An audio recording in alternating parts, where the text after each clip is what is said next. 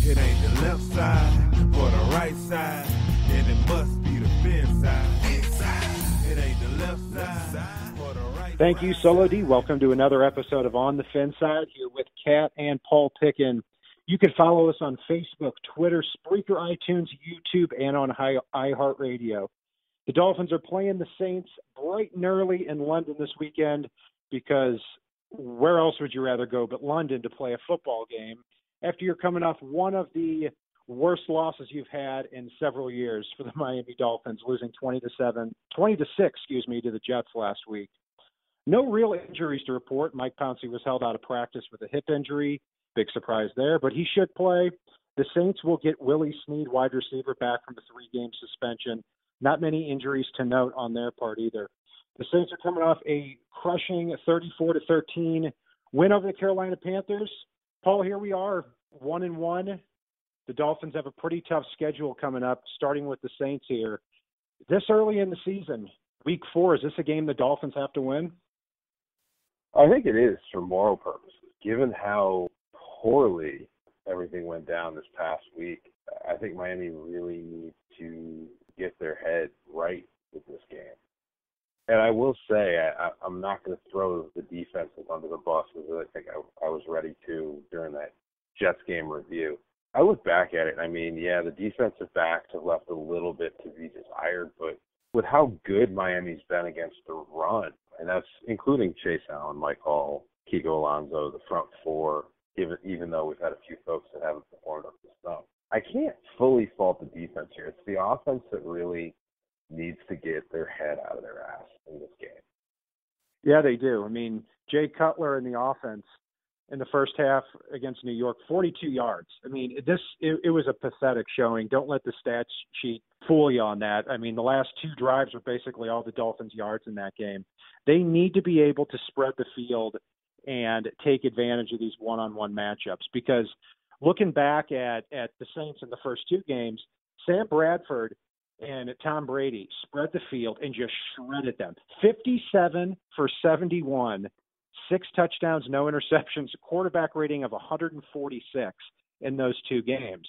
The Saints go to Carolina last week, just shellac them, and the reason for that very simply is Cam Newton is not a quarterback that spreads the field and picks you apart. He wants to go down methodically, and frankly, I think Cam Newton's becoming a pretty terrible quarterback in today's NFL. So interesting matchups all around.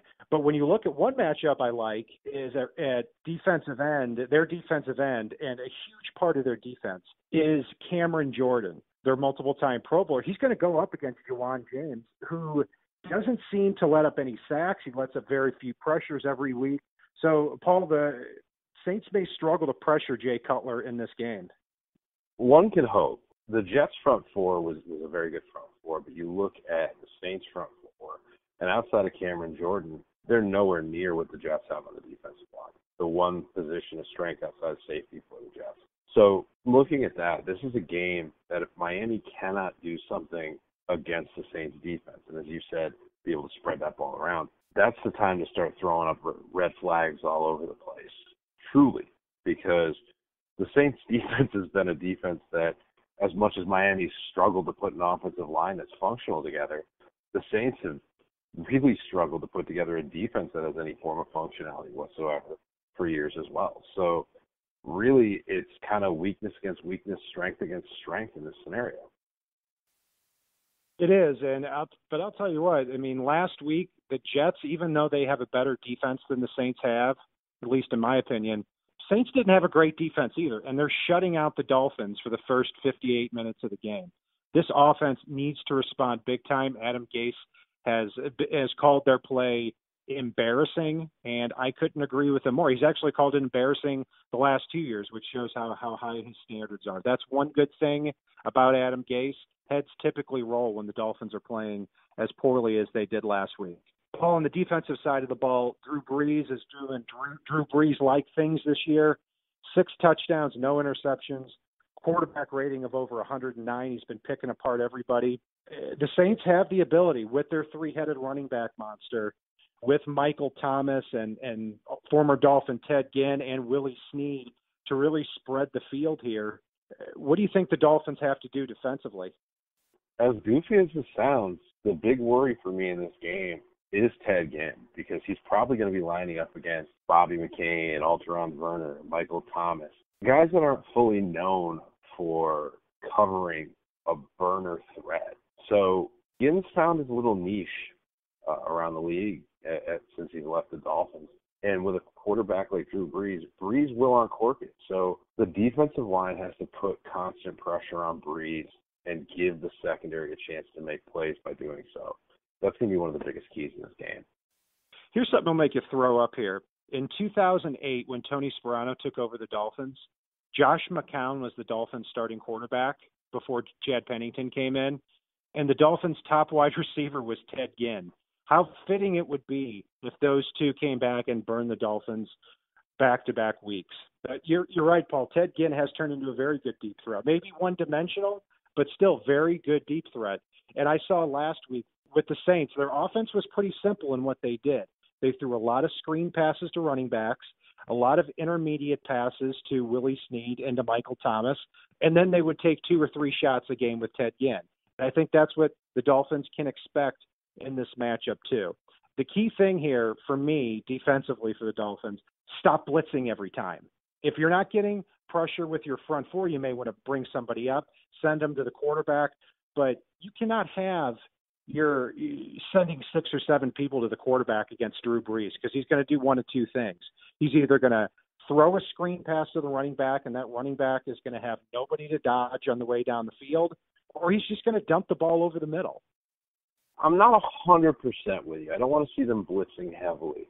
But one thing that Miami has actually done a really good job of, especially since Gase came to town with the talent they have on that defensive line, when they've blitzed somebody, they typically drop a defensive lineman into coverage.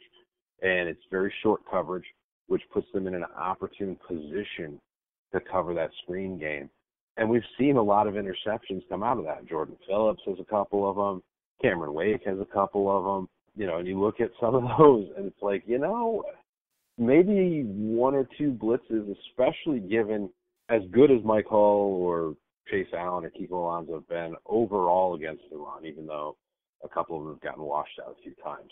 They haven't been fantastic defending the pass. So maybe having one of them blitz here and there and dropping Jordan Phillips, if he's healthy, or Cam Wake or Davin Godchow into a little bit of coverage here may not be a bad thing, because they may be in the opportune, unexpected position to really start taking away from those screen passes and getting a couple of turnovers to put that offense in even more position to succeed. Well, if that's the case, then I want to see Andre Branch and Charles Harris be those guys dropping into coverage. They're a little bit more that DN/linebacker type of player. Cameron Wake, something about it just doesn't look right when he's dropping back into coverage when he needs to be getting after the quarterback. But, yeah, it's an interesting observation, because the Panthers last week were having no success against Drew Brees in that screen pass, because they were, when they were blitzing, sending everybody to the quarterback. Paul, what else jumps out for you in this matchup here? Miami really needs to do the things that they did last season that started making the offense click. I realize they don't have Ryan Tannehill. We all miss him at this point, I think. Anybody that says they don't, I don't understand it, but good for you. But they need to start taking guys like Damian Williams, Marquise Gray, Jakeem Grant, things we've been saying since early on in the preseason Miami was built to do, and do those things. Bring them in, even if it's for a handful of plays that you run something special here and there, A, to distract and set up, and B, to actually get some functional yards.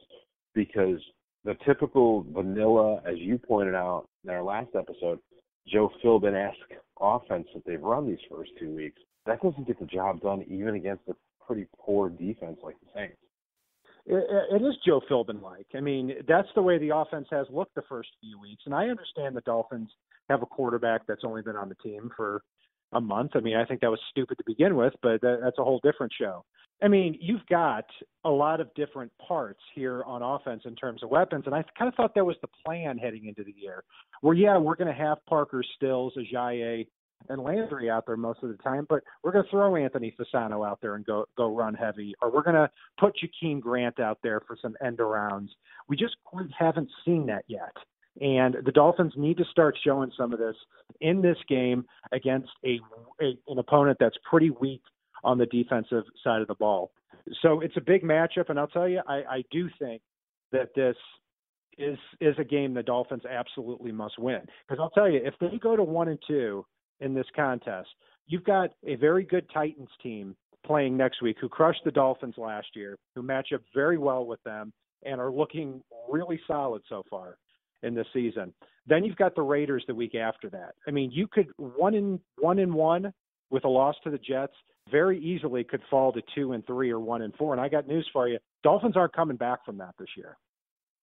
They need to start getting it done now. We saw last year that once they started clicking, things went well. I'm very interested, and I'm going to go back to something you said early in the episode, to see if Gase starts sending a message this week by sitting one or two people here and there that may be underperforming. I wouldn't be shocked, even though it might be a struggle, if we see Tunsil benched to send a little bit of a message his way at some point early on in this game, or if not, late in this game to send a message, because he's one of those guys, the key cornerstone for this offensive line.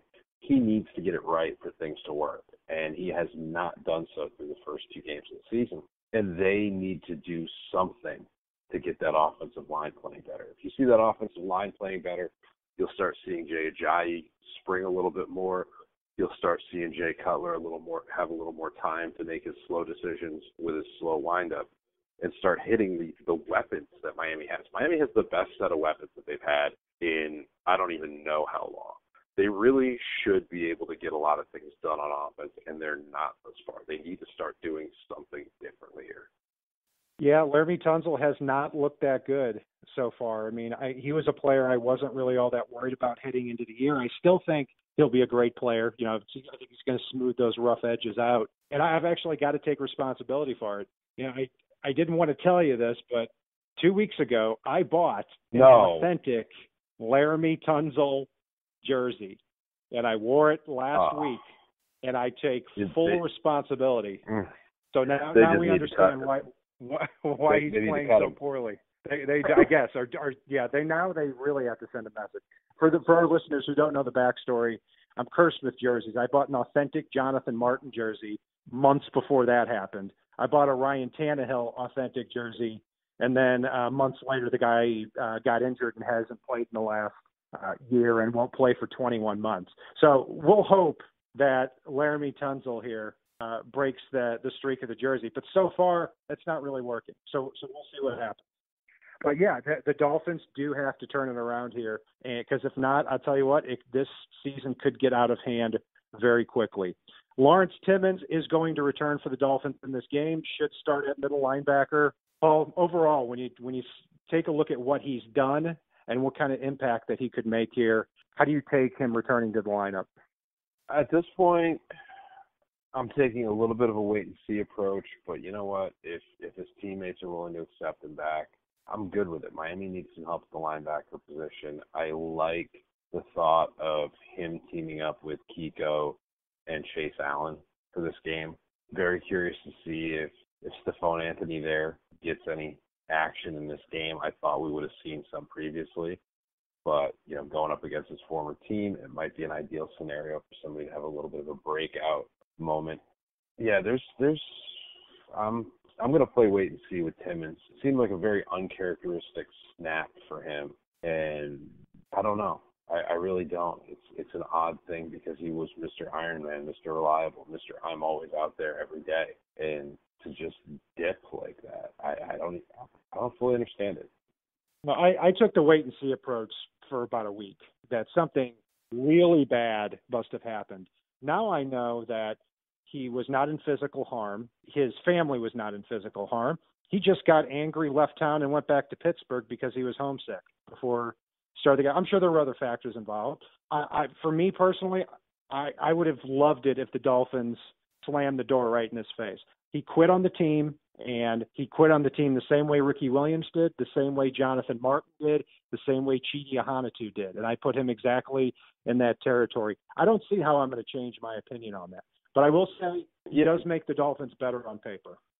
You know what, though? It's, to be fair, he might have quit on the team, but really the entire team seemed to quit on the team last week. I mean, one of the observations my dad made was coming out of the tunnel for the second half after playing a deadbeat first half. They were just kind of all strolling out nonchalantly, helmets off, not really seeming to care. And I don't know about you, but and I know you didn't play football, but you did play a couple of sports, including bowling. That's correct. That with bated breath. But if you were getting your ass handed to you, you didn't just kind of go, whatever. Let's just kind of mope around and hang out and have a good time. Whatever, guys, whatever. And that's the attitude the Dolphins strolled out of the tunnel with. Yeah, well, let me tell you, let this be a lesson to Mike Tannenbaum, Chris Greer, Adam Gase, and the rest of the Miami Dolphins fan base. Here's why the whole myth about, well, you got to take care of your own players. You got to pay your own players. And let's go after quality names out there in free agency. And let's add 4 or 5 big pieces in free agency. What tends to happen at that point is you have an old roster of players that have been paid, and if they lose, it's really not that big of a deal to them. I always want the Dolphins roster to be young, to be hungry, and to be going after that next contract. I don't see that type of roster right here. And that to me, I don't see a team being able to pull together and come through here. I hope that's why if the Dolphins don't turn something around very quickly here, it might be for the better after the 2017 season that you cut a lot of these players and get some younger, hungrier players in here with something to prove. We're not at that point yet, but if you lose to the Saints, you're starting to get dangerously close to that point. So, Kat, now that we've gone through all our positive spin for this game, what's your prediction? I see the Dolphins losing this game. I'm going to say 27-20. I think they're going to put up some points on the board. They're going to move the ball offensively, and it's going to be pretty close throughout this contest. Late in the game, I see Drew Brees pulling it away, 27-20 Saints. I hate to say this. We're fairly close in terms of this. I hate saying it. But at the same time, I think this is going to be the game that as the game wears on, we start to see that light at the end of the tunnel. We see some improvement from the team, but unfortunately I've got them falling just short against this team that they should be able to beat if they had their head on straight. And for me, it's going to be a 20-17 Saints victory. And God, it feels painful to say that. Well, I mean, that's kind of how we're feeling right now. And hey, next week, if the Dolphins pull this out, we're singing a different tune. And I hope that resembles how Dolphins fans feel. Hey, look, Dolphins just lost to one of the worst teams in the league, if not the worst team in the league. And they didn't lose by a little. They got crushed. So hopefully that was a wake-up call for them. But you always know here on the Fin side, you're going to get the honest truth, not some PC bullshit way of saying it. So anyway, for this uplifting episode of the Miami Dolphins preview against the New Orleans Saints, that'll do it for Paul and I. You can follow us on Facebook, Twitter, Spreaker, iTunes, YouTube, and on iHeartRadio. Follow us next week where we will break down not only the Saints game, but also the Dolphins' upcoming matchup against the Tennessee Titans. And if it's not on the right side and it's not on the left side, it is on the Fin side. Solo D, take us home. It ain't the left side or the right side, then it must be the Fin side. It ain't the left side or the right side, then it must be the Fin side. Listen, Dolphins fans across the land.